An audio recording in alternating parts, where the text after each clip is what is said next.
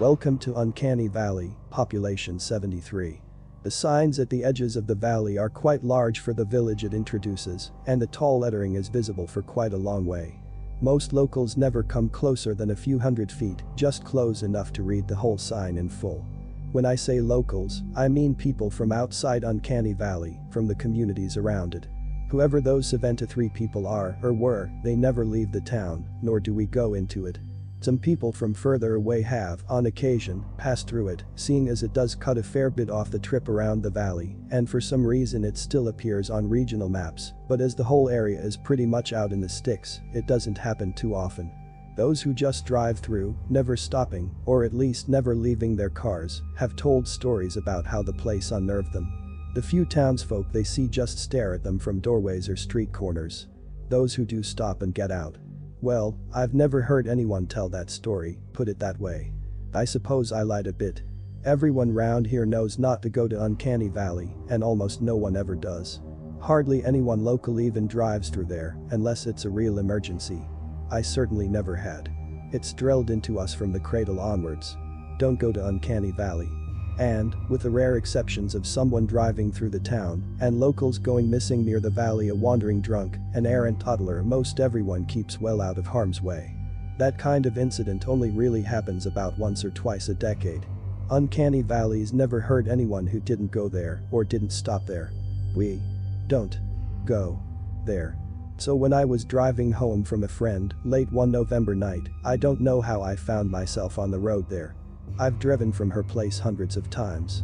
Every time, I drive along the road skirting the valley. Sure, I had been through once, about 10-15 years ago, when I was a dumb teenager trying to impress a boy, who was just a dumb teenager trying to impress a girl, both of us foolishly deciding that we'd accomplish this by being brave enough to face the fearsome town. Nothing happened to us, of course, but then again, we never stopped. I didn't technically lie before, though, as Danny was driving. It's still not an experience I like to recall or talk about, but as I'm about to tell you about the second time, I guess I have to tell you about the first time first. And I have to tell somebody. We felt it immediately, once the town came into view. There was something about it that made its strange name well-earned. As we entered the outskirts, it was hard to pinpoint what it was exactly, and that made the whole experience so much more unsettling right from the start. The dark windowed houses seemed almost deserted, but there were kids' toys here and there on the lawns, cars and bikes standing in driveways and garages, American flags hanging limply from poles attached to the walls of the houses. The few people standing in view at the doors leading into the houses, or standing on the driveways or lawns, all looked at us blankly. There were perhaps 2 or 3 kids in the entire town as far as I saw, also silently staring. Somehow the feeling of unease grew stronger once I saw the people. I couldn't tell you why. There was nothing evident that should have made them feel strange, out of place, not quite right, but that is how they felt. Sure, they all watched us in silence, never stirring, apart from turning their heads to keep looking at us, but that hardly seems enough to explain how strong my uneasiness was. At least I thought they turned their heads, but looking back I don't think I could swear that I ever saw them move even that much. As we were passing a couple standing beside the road, on the edge of the town square, I noticed the smell. I don't know if it came from them, or from the square, or if it had only just now seeped in through all the little gaps of the car. It was metallic, like the smell of freshly welded steel, but also had a greasy, rank, fetid quality. It was very faint at first, and it never quite went away, not the way some horrible smells can be filtered out by your brain after a while. The couple were dressed in plain, unassuming clothes. They stood perhaps 10 feet from us, their dark eyes locked with mine. Danny would later say that they had locked eyes with him, not me, but given the weirdness of the place, I don't know that we couldn't both be right. It was as I was returning their stare that I realized that they couldn't be human. There was something about them that was off. Yet, despite my best efforts, I couldn't say what, exactly, was wrong with them. Their eyes, though dark, seemed ordinary, as did their skin, their hair, their clothes, the shapes of their faces. The overall impression was that something was missing, or was there that shouldn't be, or that something that was there was in the wrong place, but whatever it was, I couldn't put my finger on it. Reading this over, it sounds like we must have parked beside them for a few minutes, but we never even stopped. We passed them at 5, maybe 10 miles per hour. All of this dawned on me during the few seconds we approached and drove past them. Leaving them behind us, we crossed the town square. We were close to one short side of the open, rectangular area. A couple of shops, a small church, what might pass for a municipal building, a car workshop with a pair of old-looking gas pumps. All of these buildings, and even the trees and bushes here and there along the perimeter of the square, gave me the same impression of wrongness as the couple did. Now that I felt I had understood the reason why the whole place gave me the chills, it became easier to notice it, though in reality, all I'd succeeded in doing was going from not knowing what was wrong to knowing only that something was wrong. Now I could tell that the whole town seemed unreal, though in what way I couldn't, and still can't, explain. The same went for the buildings. Every plank of wood, every brick, seemed like it must have just come back to its proper place in the structure when I looked at it, and I felt that whatever parts I wasn't looking at somehow must be careening around just outside my field of vision. At the same time, not a single one of them looked quite as though it was in the right place. Not one detail about them ever seemed quite right. It was then that I noticed the faint sound. It was almost entirely drowned out by the car engine, and I don't know how long it had been going on. It was like the sound of escaping gas, or like an only partly depressed aerosol, can a faint but sharp continuous hiss. It wavered in volume, and sometimes gradually transformed into the white noise between two radio channels, always changing, never stopping. The people around us were staring intently. Their dark, unsettling eyes were fixed on us.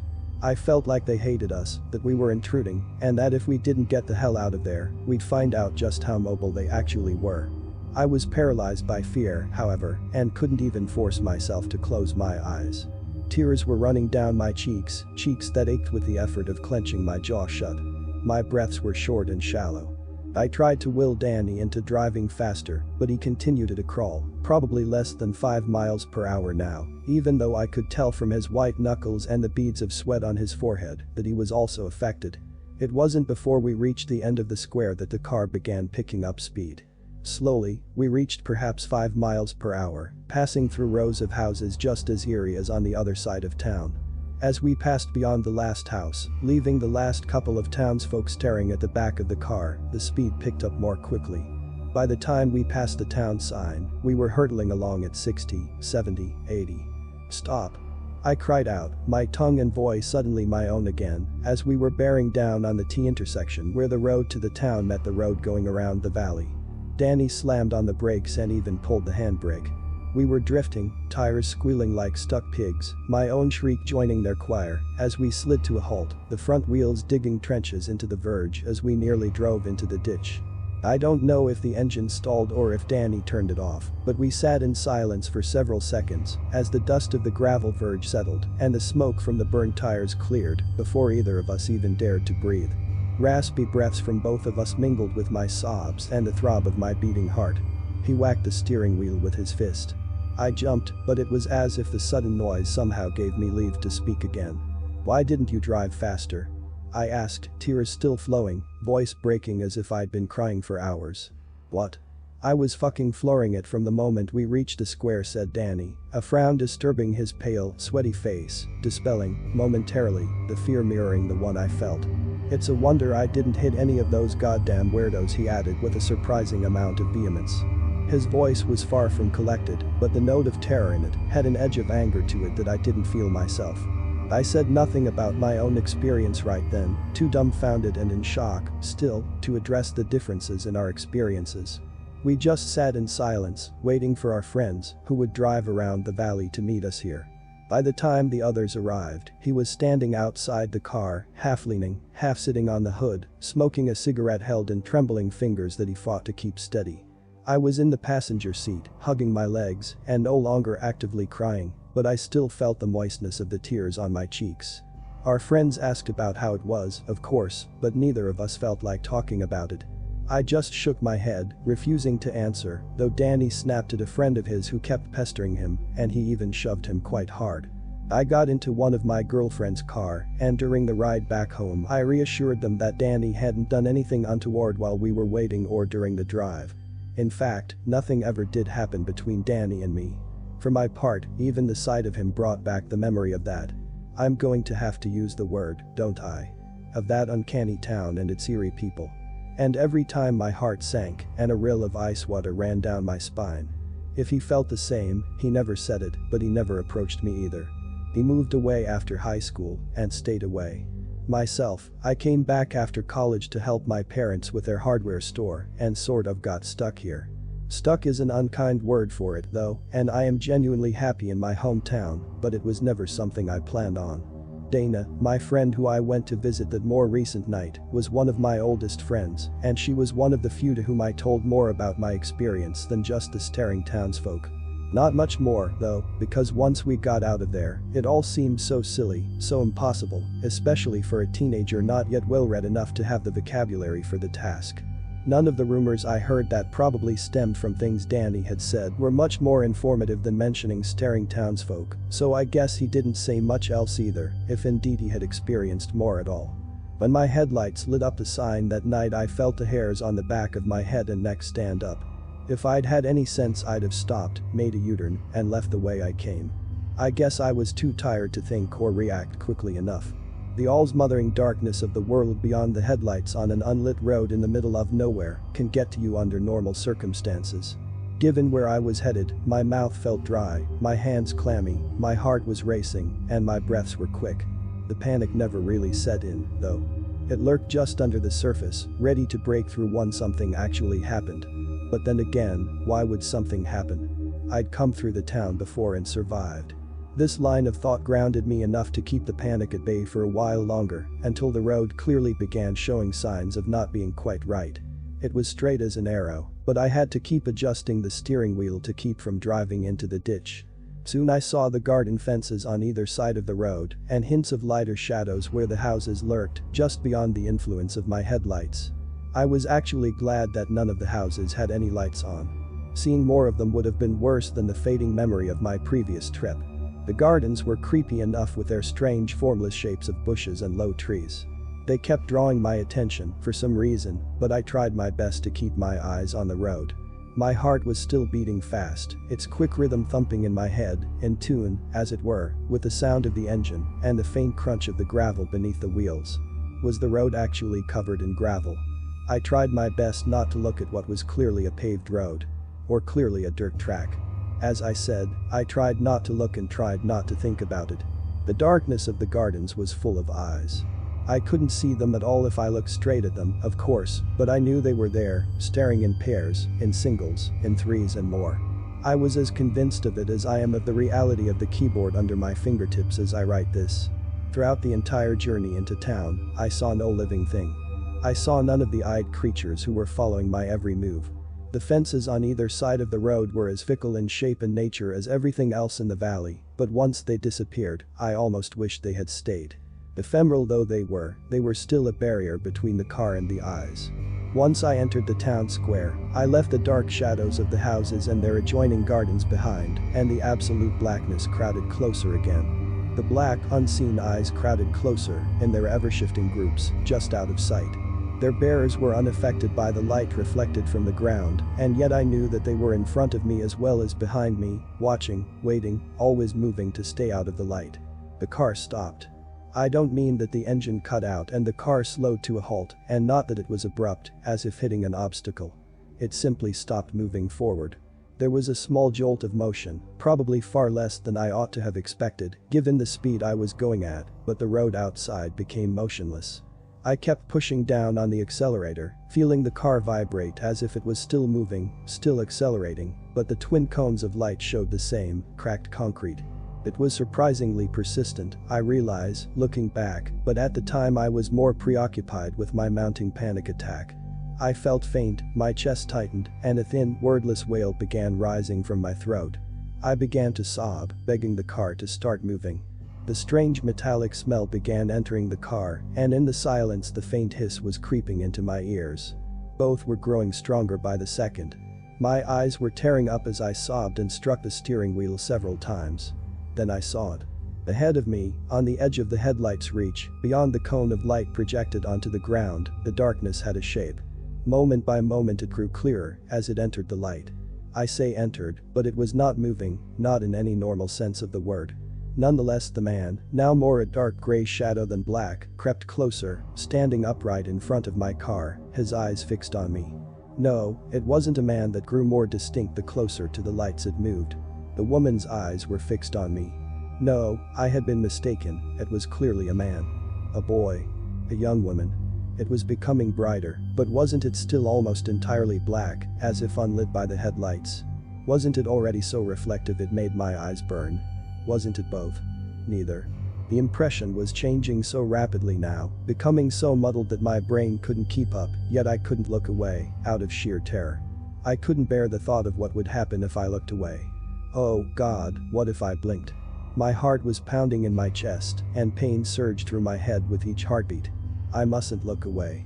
In an instant that lasted an infinity, the thing it can't have been human closed the distance. The one unchanging feature in that cascade of unseen faces was the pair of dark eyes, bottomless pit so black that the darkness around me faded to gray. Not that I saw much else than those eyes by now, anyway. I was transfixed like a hypnotized victim in a bad vampire movie. The thing moved. It raised its arm, now a thick burly laborer's arm, now a child's, now an elderly woman's, now something different. It reached through the intervening space, which felt like a mere mile 1 second and an impossibly untraversable inch the next. It reached through the car windscreen, piercing it without shattering it. The metallic stench grew instantly putrid, to all appearances mixed with toxic fumes. The hissing sound grew from a whisper to a roar, accompanied by a shrill, ear-rending note. It put its icy fingers against my skin, passing through my clothes as though they were nothing more than mist. It felt like being stabbed by sharp spikes dipped in liquid nitrogen. The burning cold spread from my chest, and the pain at last made me scream louder than I have ever done. Still I could not move. The cold continued to spread, down my chest, around to my back, up my neck. The pain made me lose my grip on reality, such as it was, and through the haze of it, I wondered whose shriek I heard, whose ears were savaged by that roaring, shrill chord, whose nose and lungs were being assaulted by that fetid odor of sharp burning metal, and a mixture of noxious chemicals and decay, that would have made me wretched any other time. The cold crept down along my hip and thighs, and up through my shoulders and into my arms, spreading like roots through my torso and limbs. It slid up my neck, over my scalp, down my gullet and down through my feet. As if it had forgotten it until now, it then bit at my heart. The darkness that followed was the wholesome oblivion of unconsciousness. I don't know how long it lasted. I may have recollections of seeing the starlit sky and weeping with relief at having escaped, but that may have been a dream that came later. I do not recall being found in my car, in the ditch opposite the road to Uncanny Valley, dangerously hypothermic and unresponsive.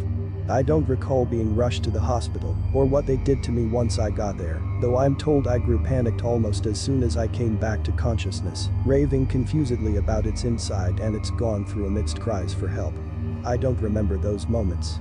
Later that day I was more lucid, and that's where my memory picks up, with my mom and dad crying tears of relief at my side. There's a mark on my chest, at the middle of the sternum. 5 reddish spots in a circle maybe 3 inches across, that the doctors said looked like the beginning of frostbite. If they were the points of a pentagram, it would be inverted.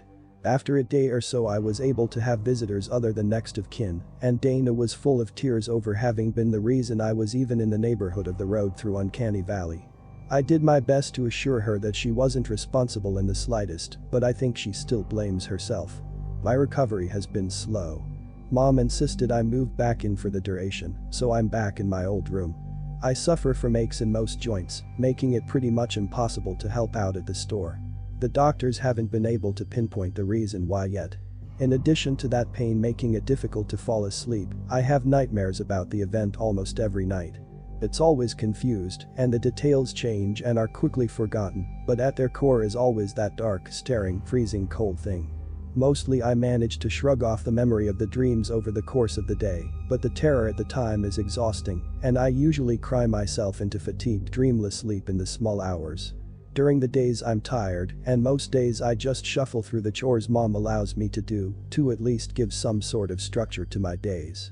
She wants me to rest, but I was getting stir-crazy once I was well enough to do more than just sit around and think. After the chores are done I mostly lie around on the sofa downstairs, watching garbage on the TV, or lie in bed in my room upstairs, scrolling through garbage on my phone. About 5 or 6 weeks passed, and other than my nightmares and my aching joints, I didn't seem to suffer any lasting problems. I was even starting to feel like I was getting better physically, though I was still constantly mentally exhausted.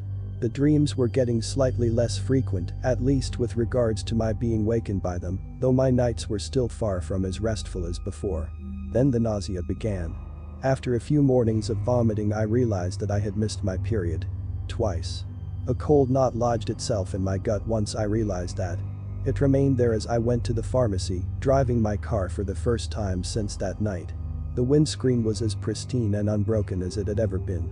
I felt numb as I picked out one of the tests. I felt sick to my stomach as I waited in line, oblivious to my surroundings. I didn't really hear what the woman behind the counter said as I paid by card. My mouth was dry as I stepped out into the pale gray afternoon chill.